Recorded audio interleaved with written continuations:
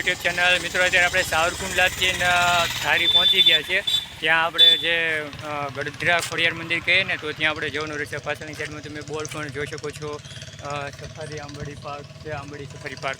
અને સામેની સાઈડમાં આપણે જોઈએ તો ચોકડી પણ આવેલી છે જે સાવરકુંડલા ધારી। અને આ બાજુથી આપણે જોઈએ તો એ જે છે ગળધરા ખોડિયાર મંદિરે।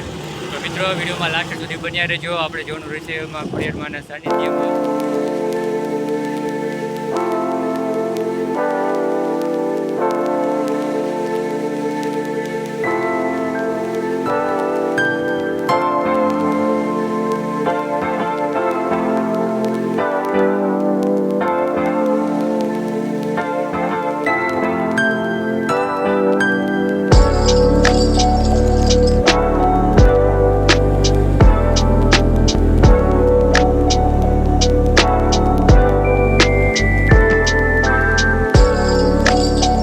હું ગળધરા પહોંચી ગયો છું। તમે પાછળની સાઈડમાં જોઈ શકો છો માં ખોડિયાર માનું મંદિર છે। તો ત્યાં મંદિરની અંદરની સાઈડમાં આપણે જવાનું રહેશે। મેઇન ગેટ છે, તો મેઇન ગેટમાંથી હવે આપણે અંદરની સાઈડમાં જવાનું રહેશે। અને ત્યાં નીચેની સાઈડમાં એક સરસ મજાનો ગુણો પણ આવેલો છે જ્યાં ખોડિયારમાં પ્રગટ થયેલા હતા, તો પ્રાગટ્ય સ્થાન પણ છે।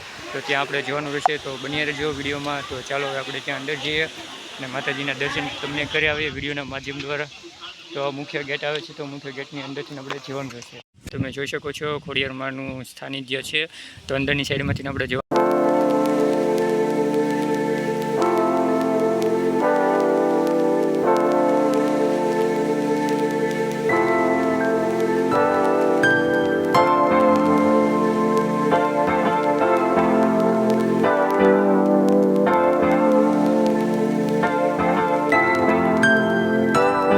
મિત્રો અત્યારે હું મંદિરે પહોંચી ગયો છું। તમે પાછળની સાઈડમાં જોઈ શકો છો, તો ત્યાં માતાજીનું સ્થાન છે, મંદિર છે।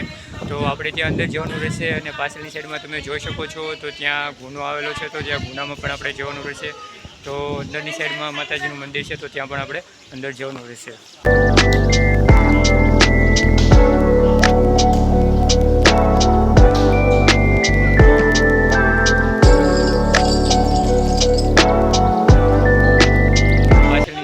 જે પગથિયા દેખાય તો જ્યાં નીચે જવાનું રહેશે। તો હવે આપણે જે પગથિયાઓ છે તો નીચે ઉતરી રહ્યા છે। પગથિયા નીચે ઉતરી અંદરની સાઈડમાં આપણે જવાનું રહેશે। ત્યાં માતાજી છે, તો માતાજીનું સ્થાન પણ ત્યાં પ્રાગટ્ય સ્થાન છે, એ પણ જોવાનું રહેશે। પગથિયા ઉતરી નીચેની સાઈડમાં આવશો એટલે તમને ઉપરની સાઈડમાં જે છત દેખાય તો એ છત આપણને ઠેઠ મંદિર સુધી આપણને જ્યાં સ્થાનિક છે માતાજીનું, તો ત્યાં સુધી આપણને જોવા મળશે। કારણ કે અહીંયા કોઈ પણ યાત્રીઓ હોય છે તો એમને ચોમાસું, ઉનાળો કે કોઈ પણ ઋતુ હોય તો એમના માટે બચાવવા માટેનું ખૂબ મહત્ત્વનું રહે છે। અહીંયા તડકો કે વરસાદ આવતો હોય તો તમને અહીંયા એનાથી સુરક્ષિત રહે છે। તો તમે જોઈ શકો છો માતાજીના મંદિરથી લઈને ઠેઠ સ્થાનિક જે સ્થાન છે તો ત્યાં સુધી આ પતરા ઉપર નાખેલા છે।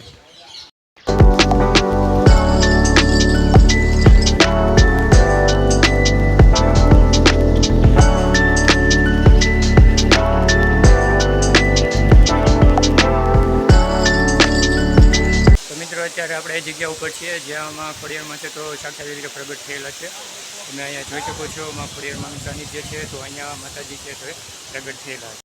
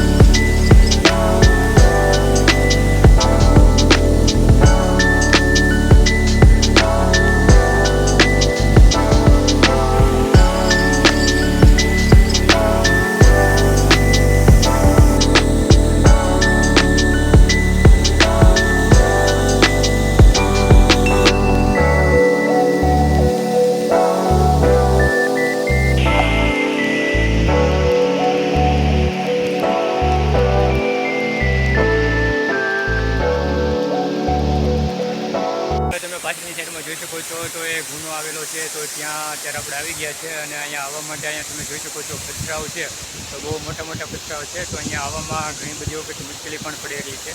એટલે પગ બરાબર ન કહેવાય તો નીચે પણ પડી જવાય છે અને અહીંયા પાણી છે, તો ચોમાસાનું પાણી પણ ખૂબ વધારે અહીંયા છે.